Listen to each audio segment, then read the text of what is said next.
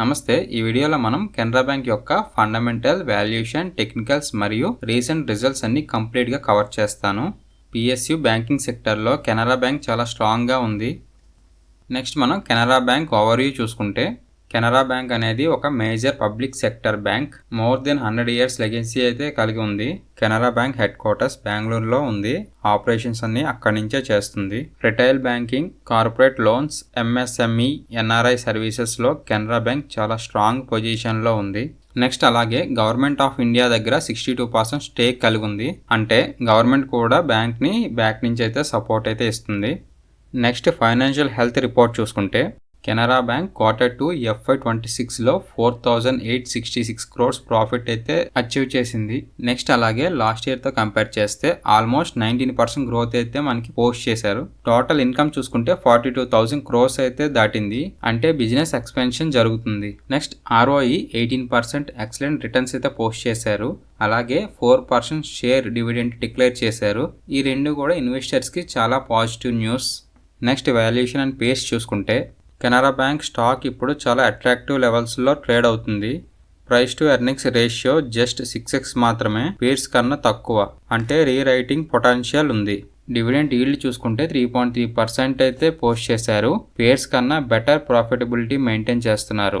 అయితే మనం valuations complete చేసుకున్నాం. మీకు ఏమైనా డౌట్ ఉంటే స్క్రీన్ మీద డేటా మొత్తం అయితే మీకు మెన్షన్ చేశాను, ఒకసారి చెక్ చేయండి. నెక్స్ట్ ఇప్పుడు మనం గ్రోత్ పొటెన్షియల్ చూద్దాం. ఫ్యూచర్ గ్రోత్ చూసుకుంటే కెనరా బ్యాంక్ రిటైల్ లోన్స్ అలాగే ఎంఎస్ఎంఈ సెగ్మెంట్స్ మీద స్ట్రాంగ్ ఫోకస్ అయితే పెట్టింది. నెక్స్ట్ అలాగే డిజిటల్ బ్యాంకింగ్లో AI and data analyst integrated చేస్తుంది.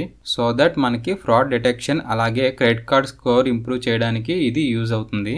నెక్స్ట్ అలాగే 3 yearsలో ప్రాఫిట్ 15%కి కాంపౌండింగ్ యాన్యువల్ గ్రోత్ రేట్ని ఎక్స్పెక్ట్ చేస్తున్నారు. సో మీడియం టు లాంగ్ టర్మ్లో ఈ బ్యాంక్కి గ్రోత్ రన్వే క్లియర్గా ఉంది అని మనకి కనిపిస్తుంది. నెక్స్ట్ ఇప్పుడు రిస్క్ అనాలిసిస్ చూద్దాం. పిఎస్యు బ్యాంకింగ్ స్టాక్స్కి మెయిన్ రిస్క్ వచ్చి మార్జిన్ ప్రెజర్ మరియు ఆర్బీఐ నార్మ్స్ ఏమైనా చేంజ్ చేస్తే ఉంటాయి. కానీ కెనరా బ్యాంక్ యొక్క ఫండమెంటల్ స్టేబుల్గా ఉన్నాయి ప్రెజెంట్ అయితే. బట్ ఓవరాల్గా Canara bank risk control system బెటర్గా హ్యాండిల్ చేస్తుంది. నెక్స్ట్ న్యూస్ అనాలిసిస్ చూసుకుంటే, కెనరా బ్యాంక్ కంటిన్యూగా డబల్ డిజిట్స్ ప్రాఫిట్ అయితే మెయింటైన్ చేస్తుంది. డివిడెండ్ డిక్లేర్ చేయడం అండ్ అలాగే కస్టమర్ ఫ్రెండ్లీ రూల్స్ వల్ల బ్రాండ్కి గుడ్ విల్ అయితే మనకి ఏర్పడుతుంది. ఇక్కడ ఈ పాజిటివ్ న్యూస్ అన్ని కూడా ఫ్యాక్టర్స్ కలిపితే మనకి షార్ట్ టర్మ్లో స్టాక్కి సపోర్ట్ అయితే ఇస్తున్నాయి. Next most important technical analysis చూసుకుంటే, కరెంట్ మార్కెట్ ప్రైస్ 110లో అయితే ట్రేడ్ అవుతుంది.